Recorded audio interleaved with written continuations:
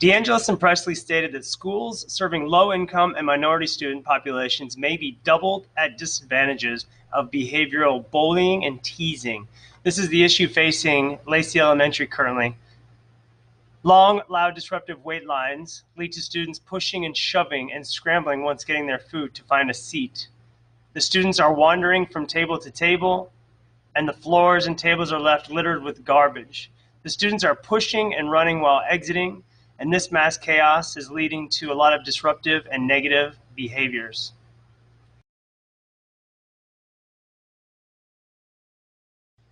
The hour-long lunchtime and recess preps are duty-free for teachers, which means large amounts of students are being supervised by paraprofessionals and administrators in a less structured environment.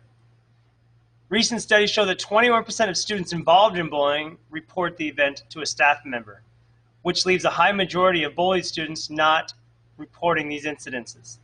Because the peer groups contribute to the success or the failures of the situation, it is vital that Lacy Elementary have a very clear and consistent behavioral expectation in these common areas. It is the duty of the staff to facilitate a safe environment and to be alert for negative behaviors.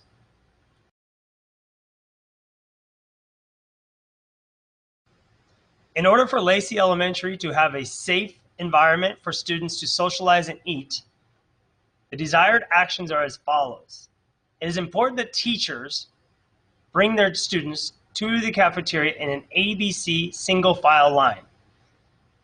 Classrooms will not be allowed to enter the cafeteria until they are silently ready.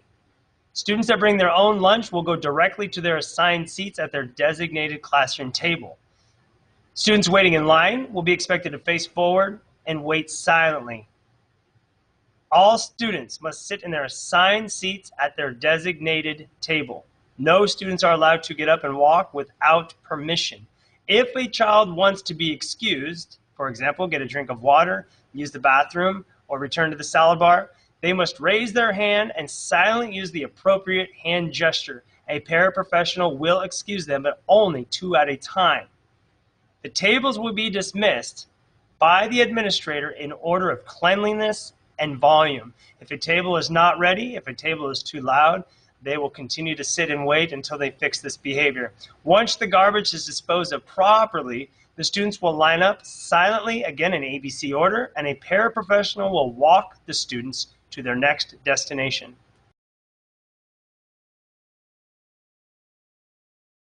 The support staff needed for a safe environment in the cafeteria will require at least one administrator to be in the cafeteria present, monitoring students at the timeout table and monitoring the dismissal process.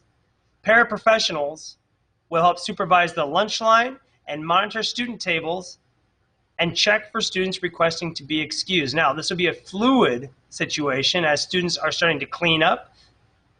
They will monitor the exit door, and others will monitor the garbage disposal. Now, PTA volunteers that are cleared by the district would be perfect. Volunteers will support the paraprofessionals and monitoring lunch tables.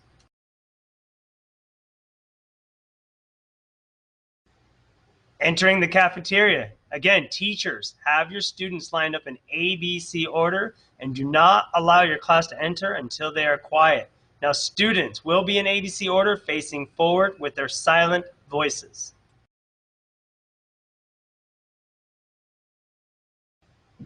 Again, students waiting in line will remain in ABC order using their silent voices and have their IDs ready to receive their lunch. Paraprofessionals will be monitoring and supervising behavior, making sure, again, everyone is facing forward silently.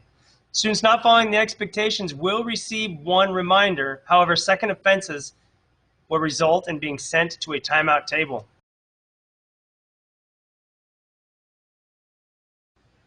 In an effort to reduce the amount of students wandering around, the teachers must assign ABC order seating to the designated classroom table.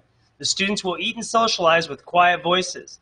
Again, if they need to be excused, they will be taught to raise their hand and use the appropriate hand signal. They will keep their personal food and garbage ready to properly dispose 5 minutes prior to dismissal. Again, the quietest and cleanest tables will go first, with the incentive being the first to be dismissed will get a longer recess. The last table will have the least amount of time. So the motivation incentives are to keep the areas clean. Paraprofessionals will monitor student behavior by walking around, only allowing 2 students at a time to be excused. They will help excuse tables based, again, on cleanliness and volume. It is important, just like entering the cafeteria, that students also exit in an orderly fashion.